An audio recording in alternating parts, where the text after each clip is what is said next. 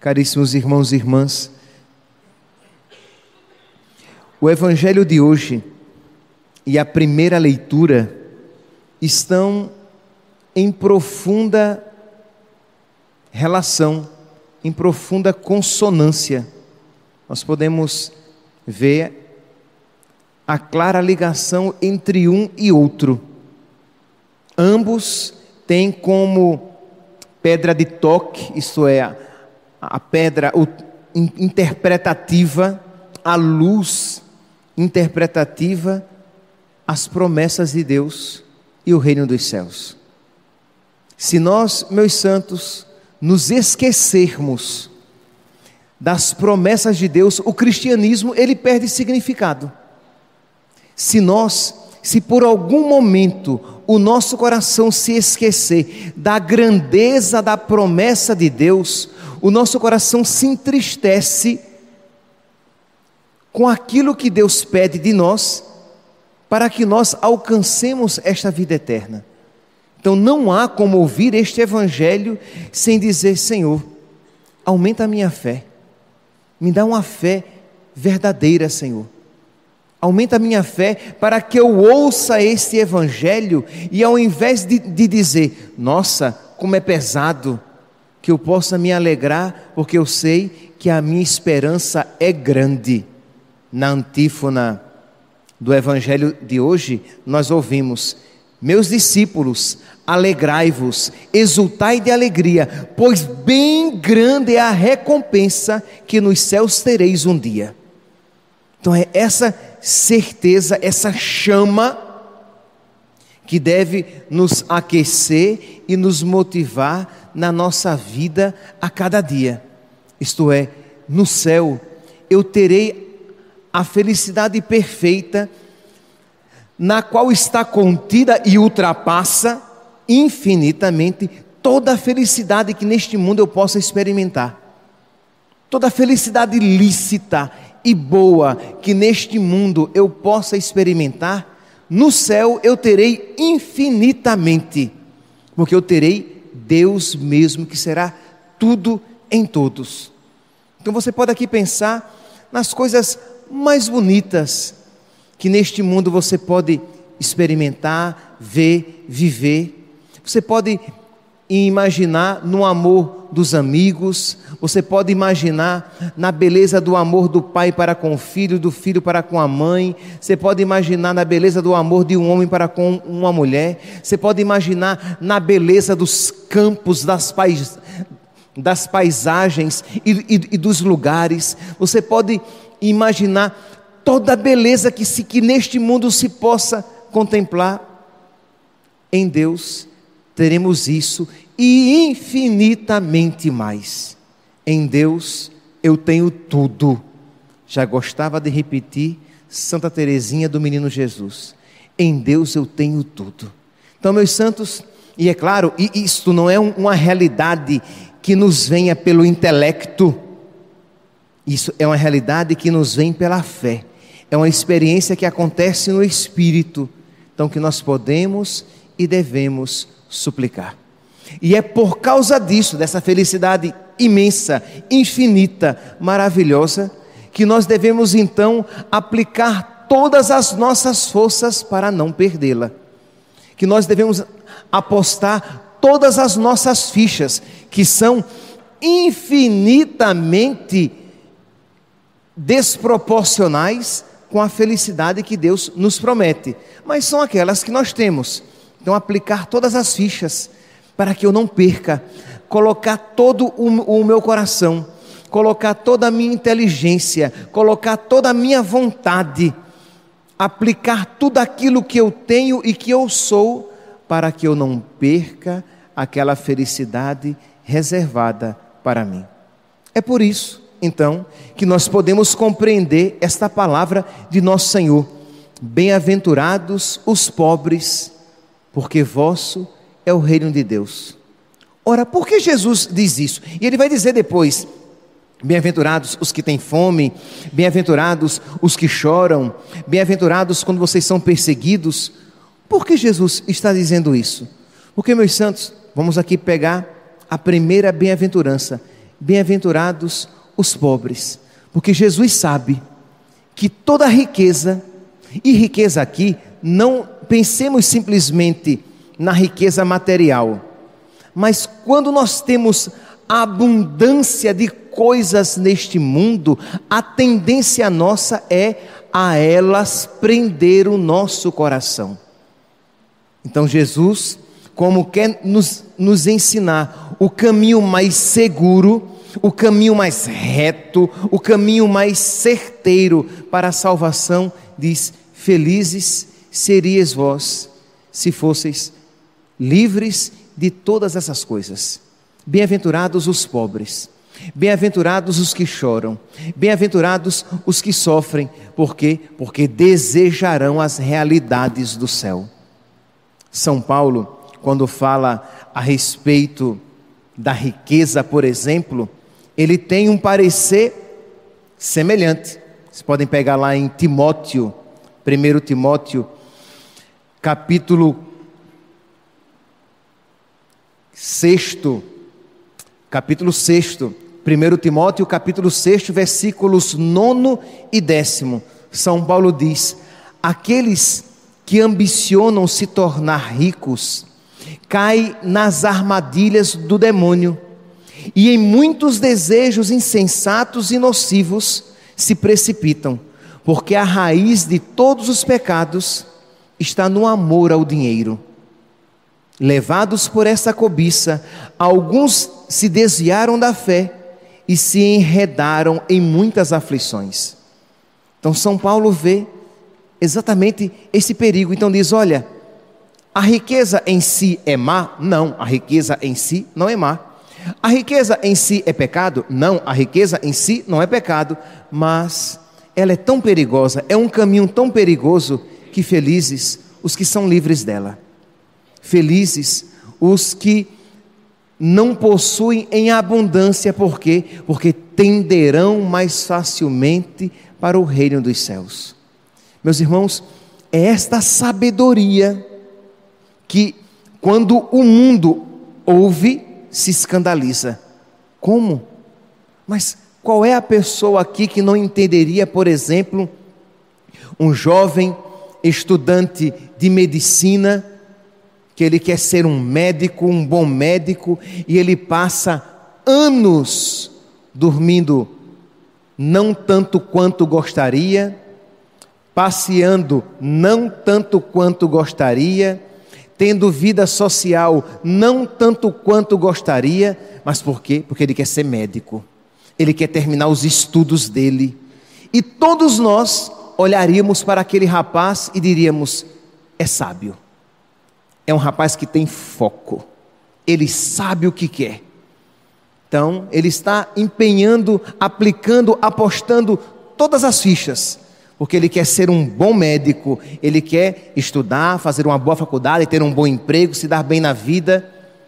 Ora, para as coisas deste mundo, nós vemos a radicalidade como a sabedoria, mas quando nós nos voltamos para as realidades espirituais, nós, infelizmente, porque carecemos de fé, achamos que isso já será um exagero muito grande.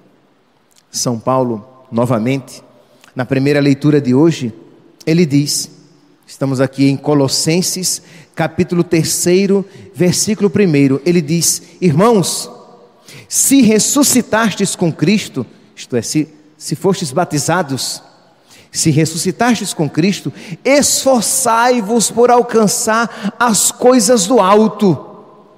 Esforçai-vos por aquilo que não passa, esforçai-vos por aquelas realidades que são eternas. Essas valem o nosso esforço, essas valem o nosso sacrifício, essas valem o nosso sofrimento.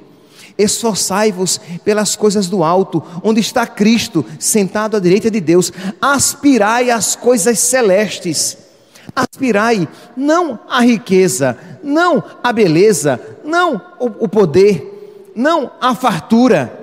Aspirai às coisas celestes, Aspirai à santidade, aspirai a um coração desprendido das coisas, aspirai à graça de amar a Deus acima de todas as coisas, aspirai à salvação eterna, aspirai às virtudes que nos assemelham com Cristo: paciência, bondade, magnanimidade, serenidade, penitência, oração. Aspirai a essas coisas. Isto é, quando nós dobrarmos os nossos joelhos, as nossas primeiras súplicas e preces devem ser essas. Quando nós rezarmos pelos nossos, as primeiras súplicas precisam ser essas: rezar e pedir para os nossos irmãos fé, pedir aos nossos irmãos desapego das coisas passageiras, suplicar para os nossos irmãos. Qual é a súplica que nós estamos rezando durante toda a quaresma de São Miguel?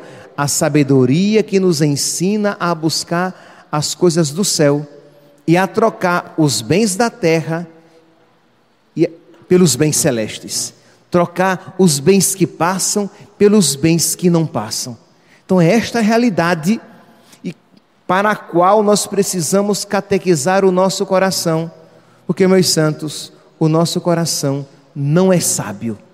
É por isso que nós precisamos a cada dia nos catequizar, a cada dia nos evangelizar, repetindo com aquela esperança que a repetição é a mãe da sabedoria, né? A gente aprende repetindo 1, 2, 3 vezes. A gente vai repetindo e pedindo a Deus: Senhor, faz calar, faz cair esta palavra no meu coração e eu aprenda esta sabedoria. Pois bem, mas, meus santos, essas realidades celestes, essas realidades espirituais, essas realidades que nos levam para a vida eterna, não são apenas realidades meramente futuras, mas são realidades que já devem, de alguma maneira, tocar a nossa vida hoje. Isso é, o cristão não é aquele que simplesmente deseja o céu, não é aquele que simplesmente deseja a vida eterna, mas é aquele que já desde agora já começa a viver a vida eterna aqui. São Paulo, na primeira leitura, ele mostra essa realidade. Ele diz aqui: vós morrestes. Isto é, quando nós somos batizados, o batismo no rito clássico, como é que ele era realizado? Era numa piscina. A pessoa, o catecúmeno entrava, era geralmente assim, uma piscina com escadinhas de um lado e do outro. A pessoa entrava de um lado, era submergida, levantava-se, voltava à tona e saía pela outra escada, para significar que ela entrava, morria, ressuscitava e saía para uma vida nova. Ali ele era batizado. Pois bem, São Paulo então, tendo esta imagem, ele diz: vós morrestes, e a vossa vida está em Cristo, está escondida com Cristo em Deus. Portanto, fazei morrer todos os dias aquilo que não é de Cristo. Aí está o empenho. E aí vem a pergunta a cada um aqui: você está fazendo isso? Estou, padre. Então vamos melhorar. Vamos continuar e melhorar. Não, padre, não estou. Então vamos começar. Mas, padre, eu sou muito fraco. Eu tenho dificuldade de fazer morrer as obras da carne, as obras do homem velho em mim. Então, minha santa, meu santo, dobre os joelhos e diga: Senhor, concede-me esta graça, concede-me esta força. Lembra que eu já falei aqui a vocês que existem preces que Deus nunca recusa.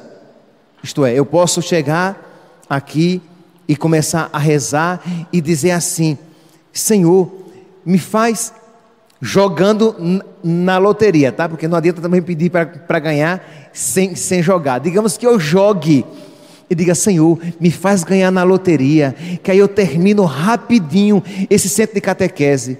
E Deus diz: mas eu não quero assim. Não será para o seu bem, não será para o seu bem espiritual, não será para o bem espiritual da paróquia. Não, meu filho, eu não vou atender essa sua prece. Então, quer dizer, eu pedi e Deus não me concedeu, porque não concorre para a minha salvação. Agora, se eu digo: Senhor, concede-me a graça de te amar mais. Senhor, me dá fé. Senhor, concede-me a graça de eu me desapegar daquelas realidades. Não tenha dúvida de que Deus isto com certeza concederá. Por quê? Porque tudo aquilo que concorre para a minha salvação, Deus quer.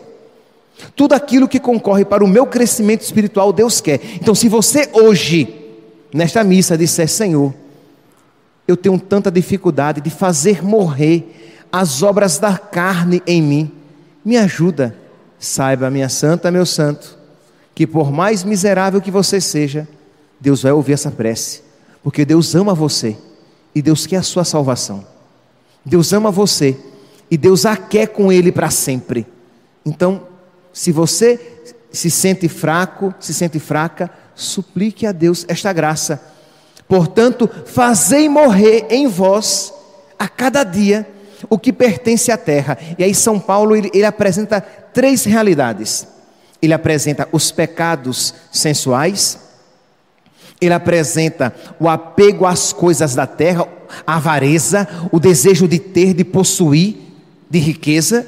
E ele apresenta os pecados que nos afastam dos nossos irmãos.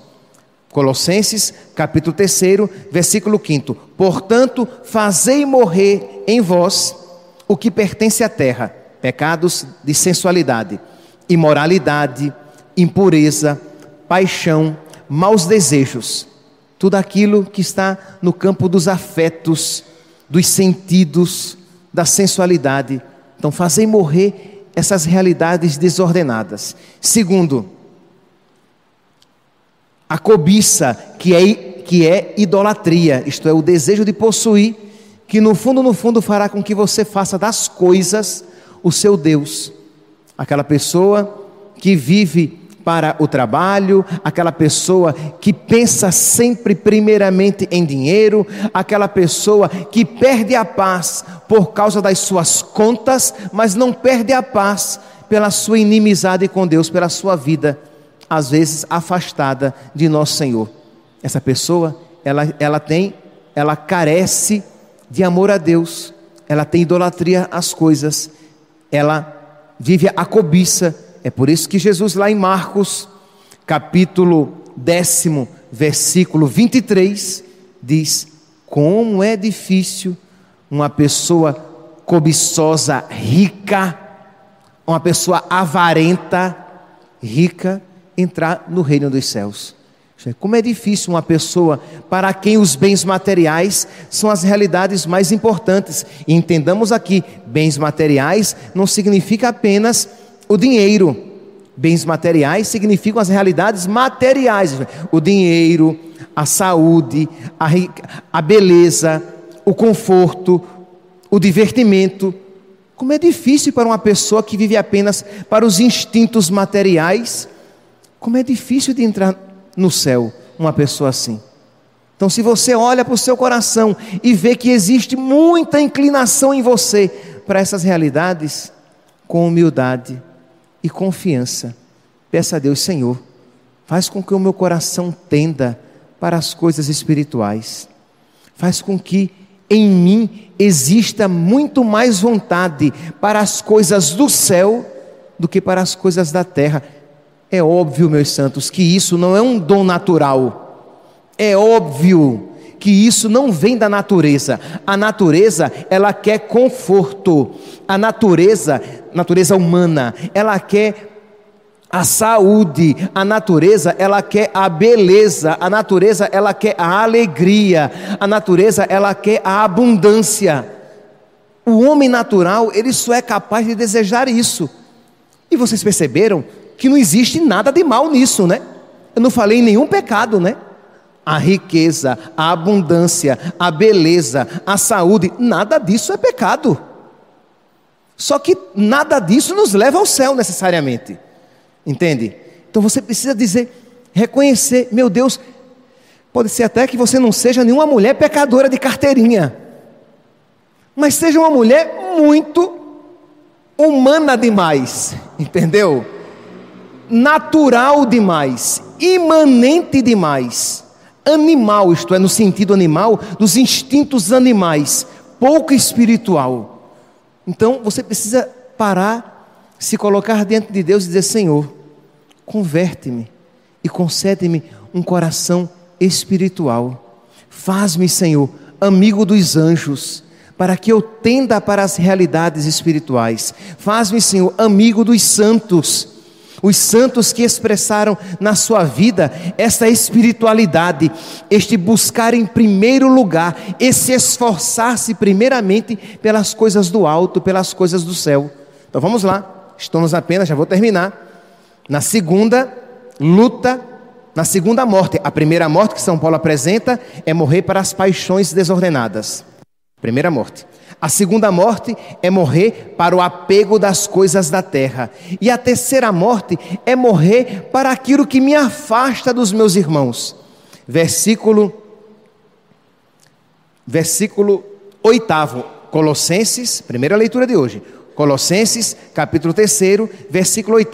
Agora, porém, abandonai tudo isso: ira, irritação, maldade, blasfêmia, palavras indecentes que saem de vossos lábios. Não mintais uns aos outros, já vos despojastes do homem velho. Então tudo aquilo que me afasta dos meus irmãos, a grosseria, a mentira, a maldade, a língua venenosa, né? Os comentários venenosos, a falta de caridade e paciência, isso também é obra do homem velho. O homem novo, o homem semelhante a Cristo, ele é, como diz São Paulo, na carta aos Gálatas, no capítulo 5, e termino, no capítulo 5, versículo 22, São Paulo diz: ao contrário, o homem espiritual, os frutos do Espírito, é a caridade, a alegria, a paz, a paciência, a afabilidade, a bondade, a fidelidade, a brandura, a temperança. Contra essas coisas não há lei. Pode praticar isso em abundância. Seja paciente em abundância, seja caridoso em abundância, seja benevolente em abundância, seja alegre em abundância, seja afável em abundância, seja brando em abundância, e você vai agradar o coração de Deus, e você tenderá para as coisas do alto. Que nós hoje, meus santos, pedindo a São José, né, não há como citar esses frutos do Espírito Santo e não vê-los todos em São José: brandura, afabilidade, paciência, temperança, bondade, caridade, alegria. Peçamos a São José que interceda por nós, juntamente com a sua Santíssima Esposa, a nossa Mãe, a Virgem Maria, para que nós também tenhamos um coração assim, aberto aos frutos do Espírito, para que nós caminhemos com empenho e com foco para as coisas do alto. Louvado seja nosso Senhor Jesus Cristo.